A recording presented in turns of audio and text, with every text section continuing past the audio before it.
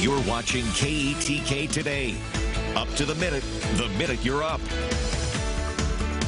Well, you are right on time. It is 6:45 on the dot. I'm Judd Baker. And I'm Corinne Benandy. Thanks for joining us for our News on the Go, your top headlines and weather forecasts before you head out the door. Well, developing overnight, a man who was charged in connection with the deaths of dozens of people in a tractor trailer in San Antonio was arrested in Palestine on Tuesday. Christian Martinez was charged with one count of conspiracy to transport undocumented migrants resulting in death. That according to a release from the United States Department of Justice. Now, back in San Antonio, officials also arrested 45-year-old Homer Zamorano Jr. and charged him for his alleged involvement in that same incident. If convicted, the man could face up to life in prison or the death penalty. And just 2 days after those migrants died, Governor Abbott has announced that Texas will add new checkpoints for 18-wheelers crossing from Mexico into Texas. Now, you might remember that he announced similar measures back in April when Texas increased vehicle inspections at various points of entry at the Texas-Mexico border. However, the governor eventually stopped those inspections after they caused major traffic delays in traffic. Now, the governor says that this time the checkpoints will be used and set up at undisclosed locations to surprise human smugglers. However, immigration advocates say that the state's efforts could face some legal challenges. I don't even know what charges they would bring at the state level if it has to do with smuggling of people who are migrants. There will right away be issues of probable cause and profiling and those kinds of issues. The governor's announcement adds to a number of border security measures he has implemented in recent months. The state is still busing migrants from Texas to Washington, D.C., and Texas has also been installing wire at low water crossings along the Rio Grande. Well, this morning, the majority of East Texas counties are under some sort of burn ban, and this weekend is Independence Day celebrations. Smith County fire crews say that they have been responding to about 8 fires every day. The fire marshal says the conditions need to be a little drier to meet the requirements for a county burn ban. We have about 1.75 inches in theory of moisture in our ground right now, so we are definitely seeing that dry out fast. Also, our fires are starting to increase in numbers and in severity. Now, as firefighters continue to put out grass fires across East Texas, they say enjoy your Independence Day celebrations while also making safe and responsible decisions. While Smith County is not elected to have that burn ban, people living in the city of Lufkin are under a burn ban this morning. Angelina County ordered one last week. Despite this, the Lufkin fire chief says that the city has received permission to put on their 4th of July fireworks display. Regardless of the burn ban, fireworks at home are already illegal inside city limits and carry a fine of up to $500. Lufkin's burn ban will remain in effect for at least 60 days.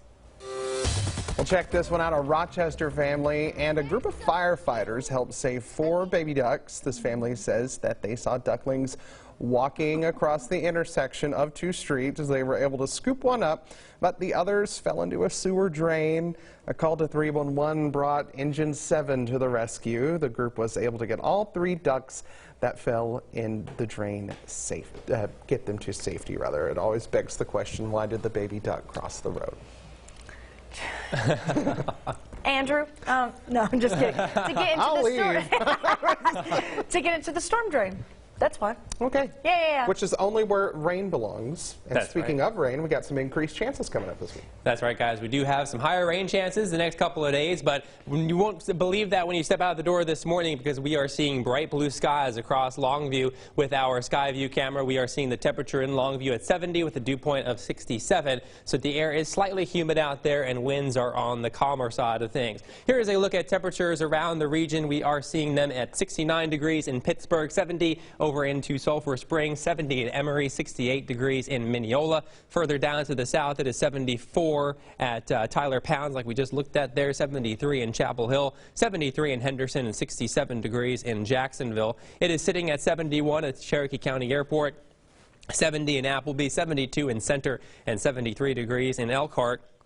It is 72 in Huntington and 70 degrees over into San Augustine. So it is a mild start for us across the area. And as we head into this afternoon, we are going to see those temperatures climbing into the middle 90s. We will see a chance for some isolated showers and storms developing into the afternoon hours as well. Southeast wind around 10 miles per hour as we head throughout the afternoon. In terms of rainfall totals over the next couple of days, here's a look at what Futurecast has for us. We will see rainfall totals, I think, between about a half an inch and an inch through the day on Sunday. Futurecast may be overdoing the rain just a little bit. You can see it's trying to pick up over an inch and a half in places in deep East Texas. It's certainly a possibility, but I think generally we stay below that 1 inch mark. But a few spots up to 1 inch of rain certainly cannot be ruled out. So we'll take as much rain as we can get, of course, though, as we continue to see those drought conditions. Here's a look at your 7-day forecast now. Some scattered showers and thunderstorms for Friday and Saturday, and then Sunday we are seeing some isolated storm chances.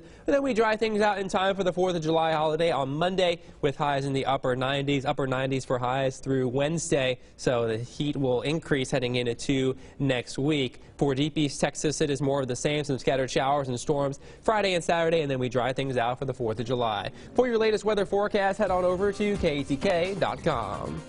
Thank you very much, Andrew. Continuing our news on the go, R&B singer R. Kelly was sentenced to 30 years in federal prison. Last year, he was convicted of 9 counts of sex trafficking and racketeering in a Brooklyn court. The 30-year sentence will be followed by 5 years of supervised release and a $100,000 fine. Now, if he serves his full sentence, Kelly will be 85 years old when he's released from prison. SpaceX launched a two-stage Falcon 9 rocket into orbit from Cape Canaveral, Florida on Wednesday evening. The SES-22 launched from Cape Canaveral Space Force Station around 5:04 yesterday.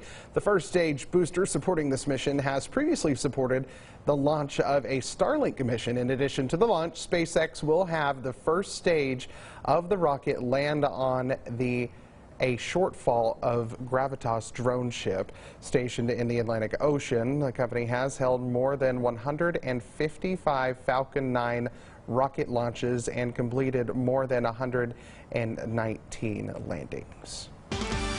And happening today, the 29th East Texas Horticulture Field Day will feature more than 350 ornamental plant trial varieties for public viewing at the Texas A&M AgriLife Research and Extension Center over in Overton. Cannas are always a popular stop among the hundreds of ornamental varieties at the annual East Texas Horticulture Field Day. Now, this year's Field Day will allow in-person attendance from 8:30 a.m. to noon for a free open house style event. Fun stuff. Tyler physicians and Alliance volunteers will unveil their new Texas Book Share program and special vending machine to give books to young patients in a fun way. At a clinic for underserved child patients, the physicians and a child will show how kids can earn tokens during their doctor's visits and redeem them in a new Texas Book Share book vending machine. Children visiting that medical practice earn a token as a reward if they undergo a potentially difficult procedure, or if they're meeting goals in their counseling, or if they return regularly for eye examinations. And East Texas has one of the highest obesity ratings in the state. Fit City Tyler held a meeting Wednesday to discuss what's working and what's not. Fit City Tyler is an organization that promotes healthy living in East Texas. More than 10 years ago, the organization put together an active living plan with input from businesses and community leaders. At the time, only 28% of Smith County's population was considered to be obese. That number has grown to 38%. Officials say the pandemic could be partly to blame. And so we have an issue of obesity. We also have an issue coming out of the pandemic of mental health. People basically, it's been a struggle the last couple of years. More people are depressed, more people are dealing with mental anxiety. Now, Fit City Tyler hopes to have a health expo at the new W.T. Brookshires Conference Center when it's complete to teach people new ways of living a healthier lifestyle. 6:54, and you should know this morning, Mothers Against Drunk Driving want to honor police for their work in getting drunk drivers off the road. They're calling them DWI Heroes. The group hosted a ceremony in Tyler. They invited officers from departments around Smith and Henderson counties, along with state troopers, all to honor their commitment to safety on Texas roads. Arrest people. So we have to rely on them to do that. And we know that if law enforcement is visible, then people are less likely to commit that crime. She also says officers received awards for leadership, educating youth, and training other officers, something crucial as drunk driving numbers continue to spike. And the city of Nacogdoches has launched a new texting system called NacWise Alert. It's a way to help keep people informed during emergency situations. Now, according to city leaders, it's a mass notification service that allows them to send messages directly to residents about everything from tornado warnings to boil water notices. And they say the system also offers options for the hearing impaired and Spanish speakers. So if you'd like to sign up or want to learn a little bit more, head to our website. It's all on KETK.com. And now with a look ahead at the Today Show, we go to Craig Melvin. Good morning, Craig. And a good Thursday morning to you. Coming up here on Today, the big getaway for the holiday weekend is underway. From the record crowds on the roads to those ongoing airport delays to an early look at your fireworks forecast. We're going to have everything you need to know this morning. Also, some tips for a can't-miss vacation filled with free fun and activities. None of that travel kiosk to worry about. Vicki Wynn's going to show us how to plan the perfect staycation. And if that weren't enough, we're going to get a jump start on the festivities with Mr. Keith Urban himself performing live on our plaza. All that and more. Then we get started right here on Today. KETK Today. Weather on the go.